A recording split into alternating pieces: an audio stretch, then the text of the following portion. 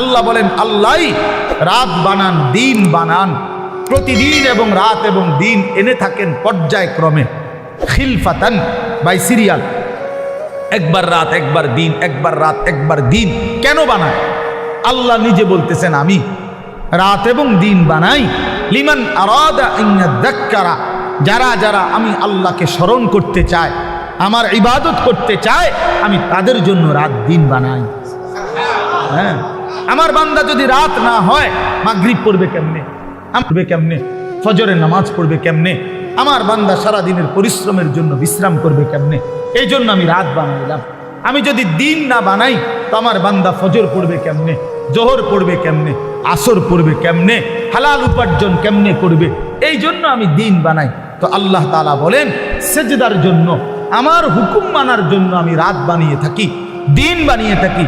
কোনো সিটার বাটপার, কোনো মদখোর ঘুষখোর, কোনো নারী লুবি, কোনো মোবাইলের অসভ্য উলঙ্গ ছবি দেখনেওয়ালা নাফরমান, তোদের জন্য, তোদের বেঈমান নাফরমানদের জন্য রাত হয় না, দিন হয় না, রাত দিন হয় ইমানদারের সেজদার জন্য।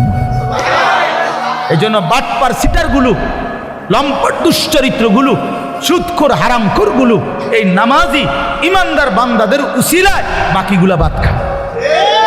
এদের বরকত, এদের বরকত, এই সিটার বাটপার চলে এদের উসিলা, নাইলে এগরে খাওয়াইলো না। যদি সেজদাওয়ালা না থাকতো, যদি ইমানওয়ালা না থাকতো, যদি তালিব ইলম না থাকতো, যদি উলামায়ে কেরাম জমিনে না থাকতো, যদি আল্লাহর কোরআন পড়নেওয়ালা কেউ না হতো, আল্লাহর জিকির যদি উচ্চারিত না হতো, তাহলে কোনো নাফরমান বেঈমানের জন্য আল্লাহ পাক রাতও বানাইতেন না, দিনও বানাইতেন না। আল্লাহ আমাদেরকে বুঝ দান করেন। অতএব এখন শেষ কথা হলো, আমরা যদি বুঝে থাকি এই কথাটা যে আমাদের মূলত জীবন আখেরাত, আমাদের প্রস্তুতি আখেরাত, আমাদের রাত আখেরাতের জন্য, আমাদের দিন আখেরাতের জন্য, আমাদের যৌবন আখেরাতের জন্য, কিশোর তোমার কৈশোর আখেরাতের জন্য, বয়স্ক বাবা আল্লাহ আপনাকে একটু হায়াত বেশি দিছে আখেরাতের জন্য, বিড়ি খাওয়ার জন্য না, চা দোয়ানে গপ মারার জন্য না, সারাদিন একটার পর একটা পান খাওয়ার জন্য না, আখেরাত আপনাকে দিছেন আল্লাহ তাআলা, জীবন হায়াত আখেরাতের জন্য। এই আখেরাত কামাই করার, পরকালের পাথেয়, পরকালের পুঁজি, কবর হাসর আখেরাতের পুঁজি সংগ্রহের একটা শ্রেষ্ঠতম মাস, একটা বড় সিজন, একটা বড় মৌসুম, এটা হলো মাহে রমজান। এই কথাটাই আমি বলতে চাই। সিজন বুঝতে হয়। বুদ্ধিমান ব্যবসায়ী, হ্যাঁ বুদ্ধিমান কৃষক জমিনে ফসল করবার আগে সিজন চিনে যে এখন কোনটা লাগাইতে হবে। কথা বুঝছেন নি?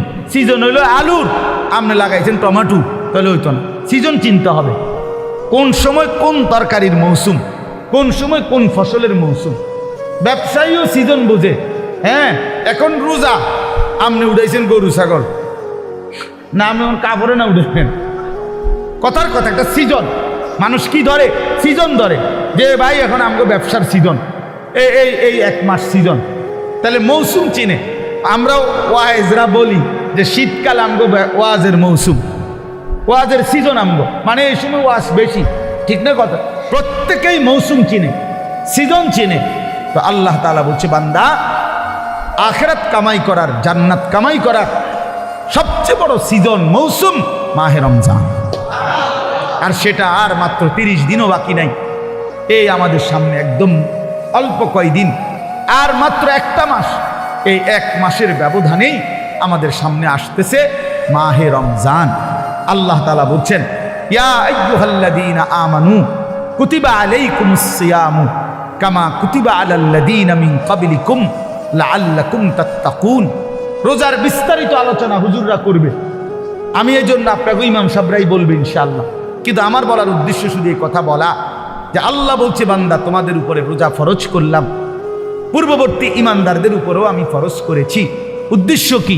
উদ্দেশ্য হলো আল্লাহ বলেন লাআল্লাকুম তাত্তাকুন, ইমানদার একটা মাস তুমি আমার হুকুম পালন করবা, গুনাহ বর্জন করবা, আমার আদেশ পালন করবা।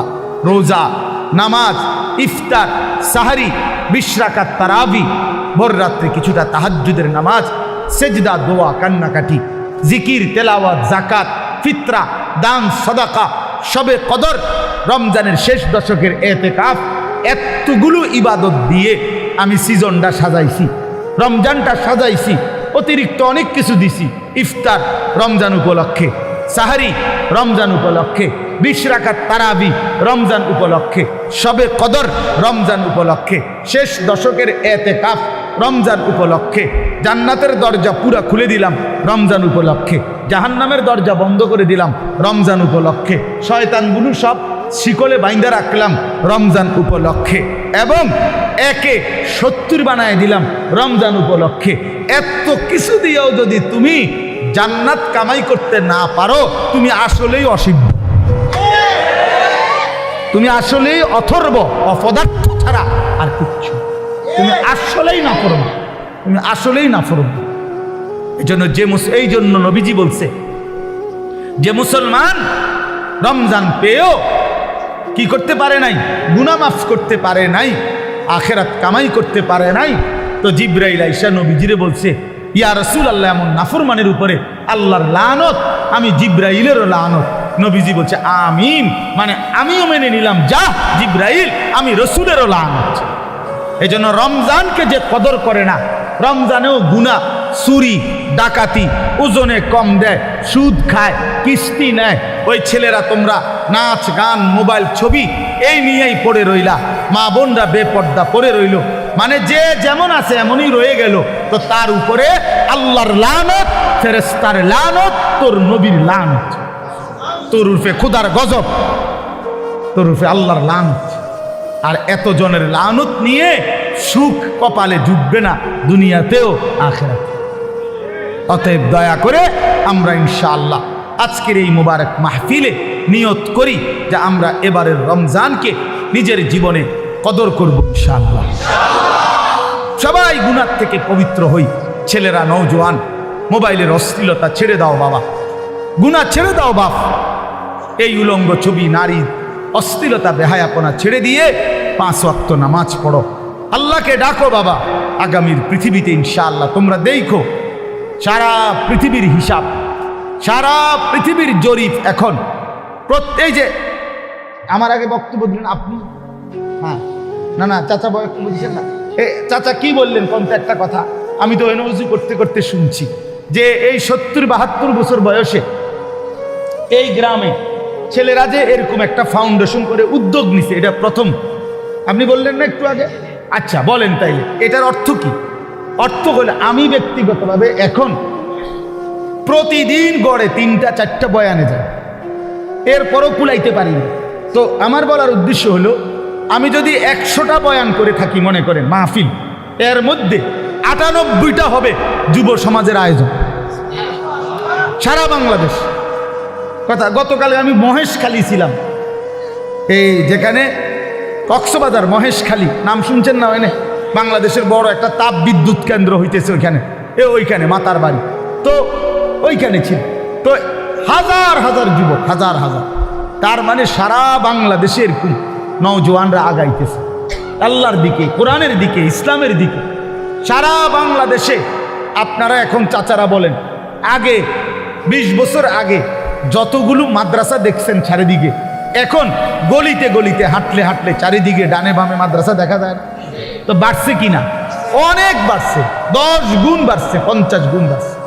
সারা বাংলাদেশে প্রত্যেক বছর, এখন বছরে বারবার বাংলাদেশের ছেলেরা কোরআনের হাফেজ হিসাবে সারা বিশ্বের আন্তর্জাতিক প্রতিযোগিতা 70 দেশ 100 দেশের সাথে 1 নম্বর 2 নম্বর হয়ে থাকে বাংলাদেশের ছেলেরা। তার মানে বোঝা গেল যে আলহামদুলিল্লাহ যুব সমাজ, নওজোয়ানরা যেভাবে ইসলামের দিকে আগাইতেছে, আগামীর পৃথিবীতে এই নওজোয়ানরাই কালেমার পতাকা উড়াবে ইনশাআল্লাহ।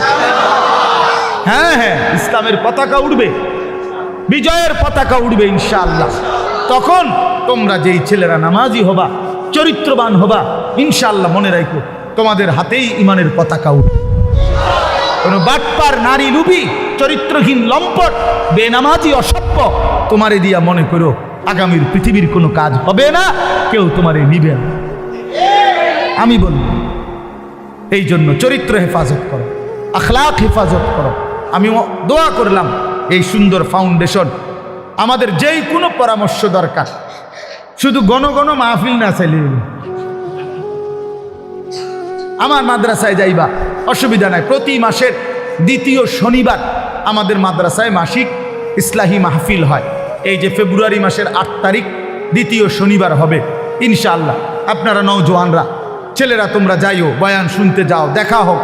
কোনো পরামর্শ দরকার হইলে আমরা পরামর্শ দেব ইনশাআল্লাহ। কিন্তু ইনশাআল্লাহ আমার আশা এটা, আমরা বিশ্বাস করি আগামীর পৃথিবী যুবকরাই, নওজোয়ানরাই কালেমার পতাকা উড়াবে ইনশাআল্লাহ। অতএব আমরা যেন কেউ নষ্ট না হই, চরিত্রহীন না হই, চরিত্রহীন না হই। আল্লাহ আমাদেরকে তৌফিক দেন, কবুল করেন। আজকের এই মোবারক মাহফিলকে আল্লাহ তাআলা ভরপুর বরকত দান করেন। আর কিছু? আলহামদুলিল্লাহ রাব্বিল আলামিন। আল্লাহুম্মা আনতাস সালাম ওয়া মিনকাস সালাম, তাবারাকতা। হযরত ওমর রাদিয়াল্লাহু তাআলা আনহু, তিনি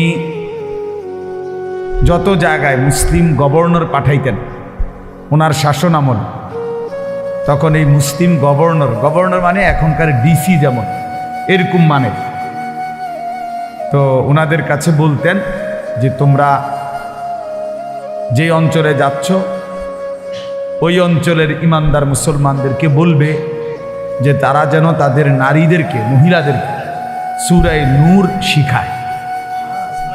আল্লিমু নিসাআকুম সূরাতান নূর, তোমরা তোমাদের নারীদেরকে সূরা নূর শিখায়ো।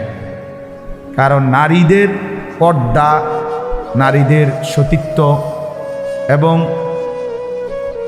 চারিত্রিক পবিত্রতার ক্ষেত্রে ইসলামের সবচেয়ে গুরুত্বপূর্ণ বিধিবিধান, শরীয়তের হুকুম আহকাম, অশ্লীলতা, বেহায়াপনা, জিনা, ব্যভিচার, এগুলোর প্রতিরোধে সবচেয়ে বেশি আয়াত, হুকুম এই সূরার মধ্যে।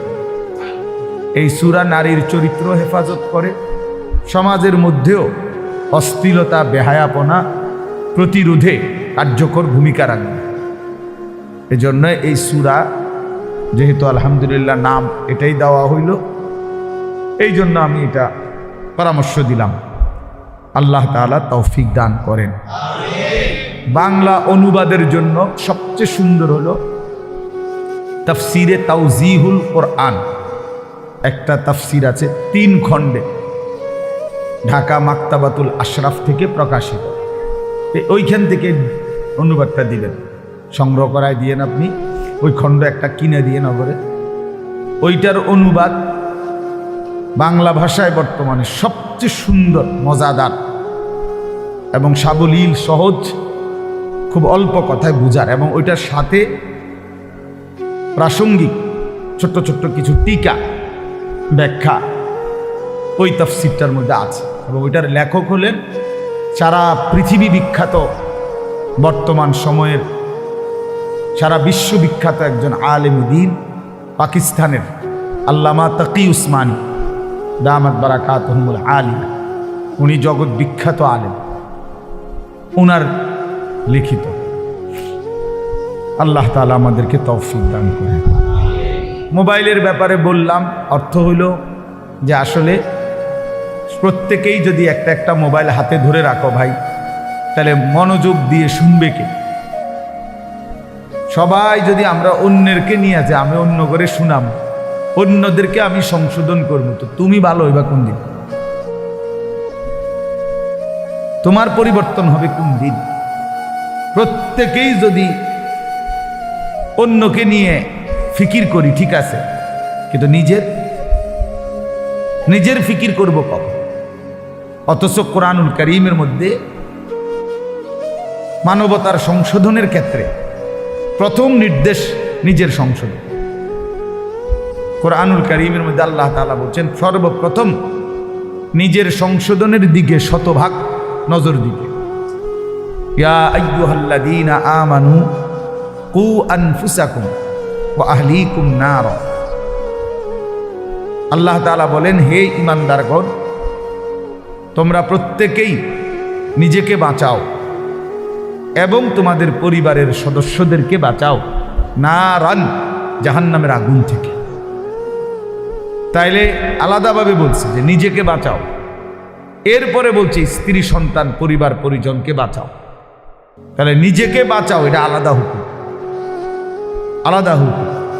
এজন্য নিজের ফিকির করা, নিজের সংশোধন, আমার ঈমান, আমার নামাজ, আমার চরিত্র, আমার আখলাক, আমার চলাফেরা, আমার কথাবার্তা, আমার আচরণ, লেনদেন, এটা ঠিক করা। আমার কবর, আমার আখেরাত, আমার হাসর, আমার মিজান, আমার ফুলসিরাত, এই নিজের ফিকির করা। আমি মরলে আমাকে, আমার জিন্দিগি নিয়ে আমি চলে গেলাম, এরপরে পৃথিবীতে অনেক কিছু হইতে পারে, কিন্তু আমি তো নাই। আমার মৃত্যুর পরে পৃথিবীর সব মানুষ যদি চাঁদের দেশেও জায়গা, আমার লাভ কি? আমি তো নাই, আমি তো কবর। এই জন্য নিজের ফিকির করা, ইমানের ফিকির, আমলের ফিকির, এটা খুব জরুরি। কোরআনুল কারীমের মধ্যে আল্লাহ তাআলা বলেন, ইয়া আইয়ুহাল্লাযীনা আমানু আলাইকুম আনফুসাকুম, হে ঈমানদারগণ নিজেকে মজবুতভাবে আঁকড়িয়ে ধরো। আলাইকুম আনফুসাকুম অর্থ হলো নিজেকে সাজিয়ে তোলো, নিজেকে গড়ে তোলো আখিরাতের আলোকে, ঈমান ইসলামের আলোকে। এটা আল্লাহ তাআলার আদেশ। কোরআন শরীফে আল্লাহ বলছেন, ওয়া'মুর আহলাকা বিস-সালাতি ওয়াসতাবির আলাইহা, তুমি তোমার পরিবারের সদস্যদেরকে নামাজের আদেশ করো এবং নিজে নামাজের উপরে অত্যন্ত মজবুত দৃঢ় থাকো, দৃঢ় থাকো। অর্থাৎ কোনো অবস্থাতে নিজের এক ওয়াক্ত নামাজও ছেড়ো না। নিজেকে ভুলে মানুষের সংশোধন, নিজের ঈমান, আমল, নামাজ, রোজা, আমনে ওটা মেল করে, মেল করতেছে, ওটা সংশোধন করে, গ্রামে কাজ্জা ফাসাদ এগুলোর সমাধান করে। জোহরের নামাজও পড়ে নাই, আসরের নামাজ ওটা মেল করে, জনসেবা করে। আপনার এই জনসেবার দরকার কি? আপনারে কে বলল যে নিজের নামাজ বাদ দিয়ে মানুষের সেবা করতে? এটা আপনারে কোন ইবলিসে কইল?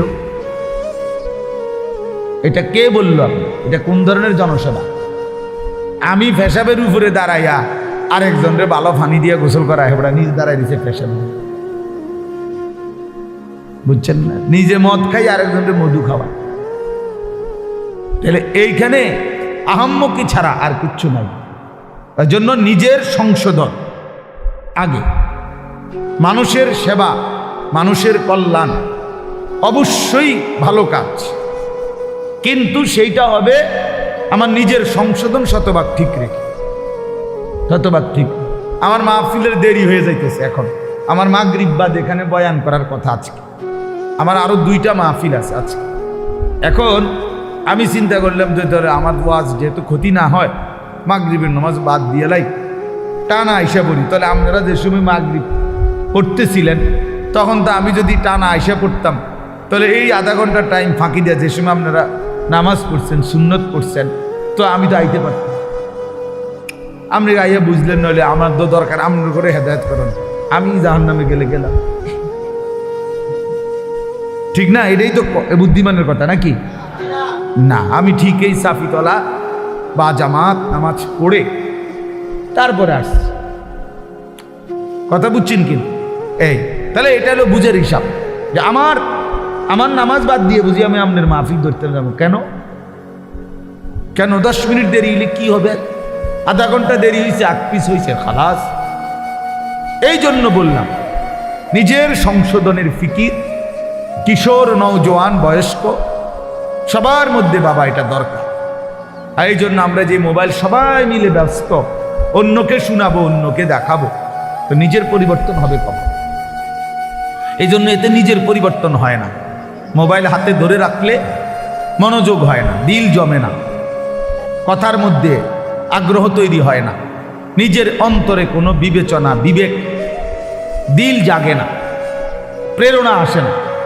এক তো হইল হুজুর আসছে, ওনারে চিনি, এক ওনা এখন অনেক লোকে হয়তো ওনার বয়ান শুনে আমিও আসছি, হ্যাঁ, উড়াউড়ি করে, দৌড়াদৌড়ি করে, দফাদফি করে আসলাম, দেখলাম, হুড় করে আবার চলে গেলাম, খালাস। এইটা তো কোনো জিন্দিগি না বাপ। এই জনপ্রিয়তা দিয়েই হবে কি? আর এই আসা যাওয়ার দ্বারা হবে কি?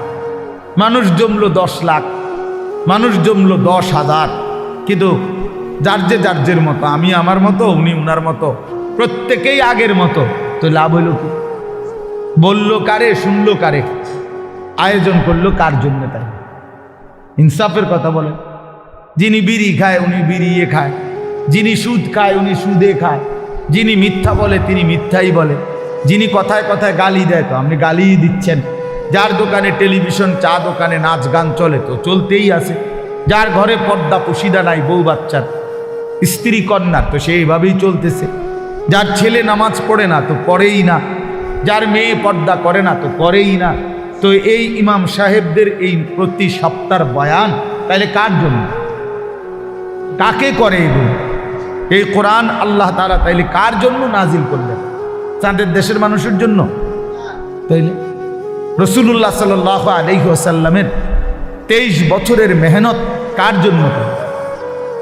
কাকে তিনি, কার জন্য তিনি এই কাঁদলেন, এই চোখের পানি ফেললেন, তায়েফের এত রক্ত ঝরাইলেন, পেটে 2টা পাথর বাঁধলেন ক্ষুধার কষ্টে, ঘরের চুলায় 3 মাস, নবীজির স্ত্রীরা বলছে টানা 3 মাসও গেছে, কোনো দিন 3 মাসে ঘরের চুলায় রান্না করা কোনো খাবার খাই নাই আমরা।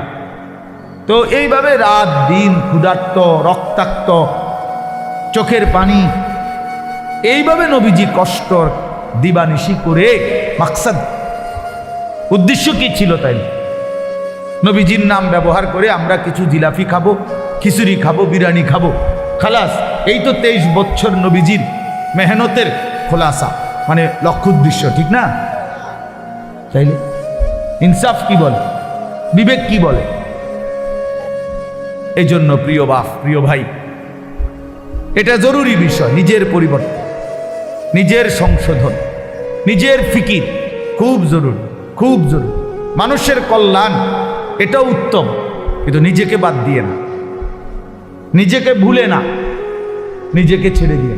এই সংসারের জন্য আমি আমার জীবনটা হুজুর শেষ করে নিলাম। কি লেগে আপনি শেষ করলেন সংসার? আপনারে কইছে কোন ছাগলে, কোন ছাগলে আপনারে বলছে সংসারে লেগে জীবনটা শেষ করতেন? এটা কোথায়? কোরআন শরীফের কোন আয়াতে লিখছে আল্লাহ যে হে ইমানদার, জিভুতের ভাত তরকারির লেগে জীবনটা শেষ করে দাও, নামাজ রোজা ওযু গোসল হালাল হারাম কিচ্ছুর দরকার নাই, বাসা বাসির শুধু পয়সা কামাই করবা আর জিভুতের শুধু ভাত খাওয়াইবা, বিল্ডিং করবা, দোহান করবা, যেমনে পারো সুদে পারো, কিস্তিতে পারো, ফুদ বিদেশ পাঠাইবা, মাইয়ারে সুদে টাকা লইয়া পারো, কিস্তিতে টাকা নিয়ে পারো, মেয়েরে বিয়া দিয়া দিবা, বাইত যেভাবেই পারো মরের আগে আগে জিভুতের বিল্ডিং জমি ঠিক করে দিয়া যাইবা। এই কথা আপনারে কে বলছে? কোন ইবলিসে বলছে? কোন শয়তানে বললেন? বলেন, ইনসাফ করে বলেন, কোরআনের কোন আয়াত যে আল্লাহর বান্দা তুমি ওযু নামাজ হালাল হারাম পাক নাফাক জায়েজ না জায়েজ বাদ দিয়ে শুধু কামাই করো আর জিফুত পালো? হ্যাঁ, বলে সুন্দর সুন্দর কথা বলেন অনেকে, এই সংসারে লেগে জীবনটা হুজুর শেষ করলেন। কিল্লা শেষ করছে? কে বলছে? আল্লাহ তাআলা কোরআনুল কারীমের মধ্যে বলছেন ওয়া'মুর আহলাকা বিস-সালাহ, পরিবারের সদস্যদেরকে নামাজের আদেশ করো। আমনি দিকেল ভাত তরকারি হিসেব দিলাম, লা নাসআলুকা রিজকা, আল্লাহ বলছে তোমাদের কারো কাছে আমি খাদ্য খাবার রিজিকের সহযোগিতা চাই না। ওই যে মামুন ভাই, ভাই এনে আইন, আমি খুঁজতেছি মনে মনে, এনে আসেন, এনে আসেন, আমার কাছে আসেন। মাহফিল তো মূলত মামুন ভাইয়ের প্রাপ্ত। শাহাদাত ভাই কেমনে যে কি করলো, মূলত আসলে কোন রকমে বেচারা জোড়াতালি দিয়া এই মাগরিব বাদ বয়ান মিলাইছে। আমি কক্সবাজার ছিলাম, ওইখান থেকে আসছি সকাল 8টা বাজে, ওইখানে মাহফিল ছিল। যাই হোক, সব আলহামদুলিল্লাহ, আগামীতে ইনশাআল্লাহ ফিকির হবে ইনশাআল্লাহ। আপনি তো মনে ছিল আমার, আমি আসলে ডেটটা মিলাইতেই পারছি না, কোনোভাবেই মিলাইতে পারি না। জি, তো এই জন্য বললাম এই ইসলাহি মজলিস, ওয়াজ মাহফিল, মসজিদের জুমার বয়ান, সব কিছুর মধ্যে মাকসাদ বড় যে নিজের ইসলাম, নিজের আত্ম উপলব্ধি, নিজের বিবেকের একটা উপলব্ধি থাকতে হয় যে হায় আমি আসলে কে, আমি আসলাম কোত্থেকে, আমারে কে পাঠাইলেন, আমার কি করা উচিত। যিনি আমাকে বানাইলেন তিনি কি জন্য বানাইলেন? আমি যা করছি এটাই কি আমার কাজ ছিল, নাকি আমার উপরে অন্য কোনো দায়িত্ব?